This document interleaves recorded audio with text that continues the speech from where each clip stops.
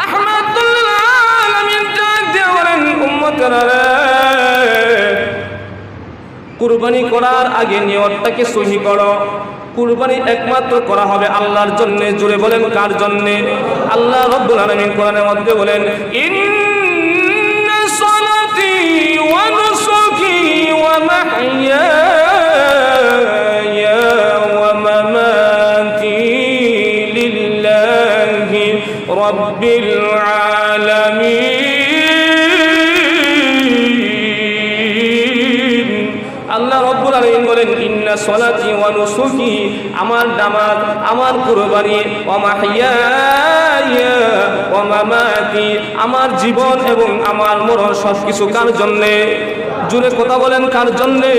একমাত্র আল্লাহর জন্য।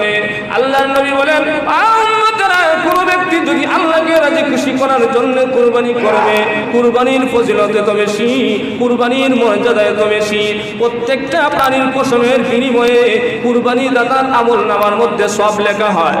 শুধু তাই নয়, কুরবানির দাতা যখন কুরবানি দেওয়া হবে, যেই পশুটা কুরবানি দিবে, ওই কুরবানির পশুর প্রতিটা ফোঁটার রক্তের বিনিময়ে তার আমলের মধ্যে নেকি লেখা হয়। জুড়ে কোন সুবহানাল্লাহ। মুসলমান ভাইরা আমার, শুধু তাই নয়, আল্লাহর নবী, বিশ্ব নবী রাহমাতুল লিল আলামিন তার মেয়ে ফাতেমাকে ডাক দেওয়ার, ফাতেমা রে, তুমি যখন কুরবানি করবা, ওই কুরবানির পশু জবাই করার সময় তুমি কুরবানির পশুর সামনে দাঁড়ায় থাকবা।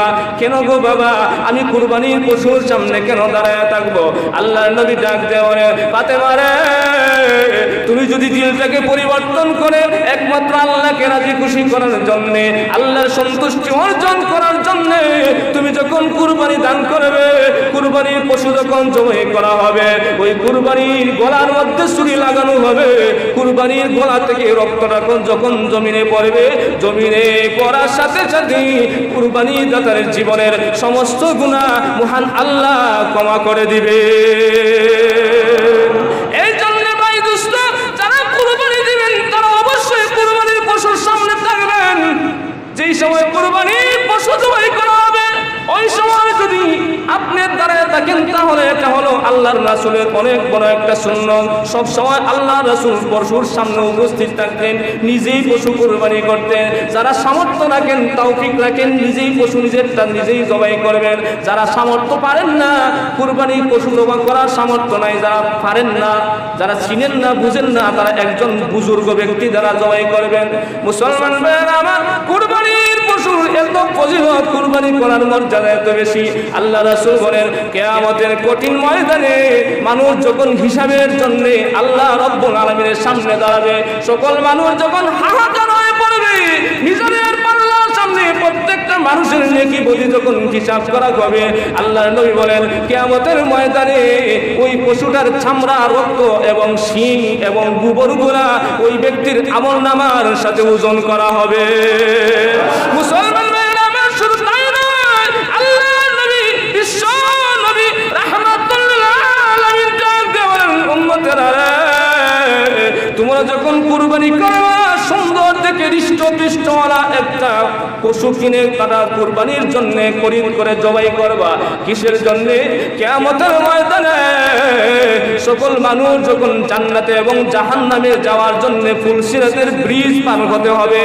জোরে কোন কথা ঠিক কিনা? ফুলসিরাতের পুল পার হওয়ার জন্য জান্নাতীরাও ওই ব্রিজের উপর দিয়ে যেতে হবে, জাহান্নামীরাও ওই ব্রিজের উপর দিয়ে যেতে হবে। জাহান্নামীরা 2 টুকরা, 3 টুকরা, 4 টুকরা হয়ে তার নিচে পড়ে যাবে। জান্নাতীরা দৌড়ে দৌড়ে জান্নাতের ভিতরে প্রবেশ করবে। সেই সময় আল্লাহর নবী বলেন, তোমরা যারা কুরবানি করবে, তোমাদের পশুটা সেই সময় কিয়ামতের ময়দানে হাজির হয়ে যাবে। সেই সময় ফুলসিরাতের ব্রিজের কোণার মধ্যে দাঁড়ায় থাকবে। যারা ওই পশুটা কুরবানি দিবে, কুরবানি দাতাকে পিঠের মধ্যে নিয়ে একটা দৌড় দিয়া ফুলসিরাতের ফুল পার হয়ে যাবে। মুসলমান ভাইরা আমার, শুধু তাই নয়, আল্লাহর নবী হাদিসের মধ্যে বলেন, কিয়ামতের কঠিন ময়দানে ওই বান্দা যদি কোনো গুনার কারণে কিয়ামতের মাঠে আটকে যায়, তার ফয়সালা যদি জাহান্নামে যাওয়ার দিকে হয়ে যায়, জাহান্নামে যাওয়ার যদি ফয়সালা হয়ে যায়, যদি খালেস নিয়তে কুরবানি করে, আল্লাহকে রাজি খুশি করার জন্য যদি কুরবানি করে, আল্লাহর নবী বলেন, বিশ্ব নবী বলেন, ও উম্মতরা শুনে রাখো, আল্লাহকে রাজি খুশি করার জন্য যদি তোমরা কুরবানি করে থাকো, ওই পশুটা কিয়ামতের ময়দানে জাহান্নাম থেকে বাঁচানোর জন্য তোমার ডাল হয়ে যাবে। ফজিলত কম না বেশি? জোরে কথা বলেন।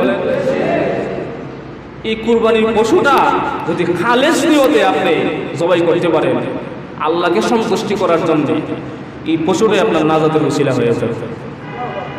এই জন্য কুরবানি যাদের সামর্থ্য আছে সকলে কুরবানি করতে হবে।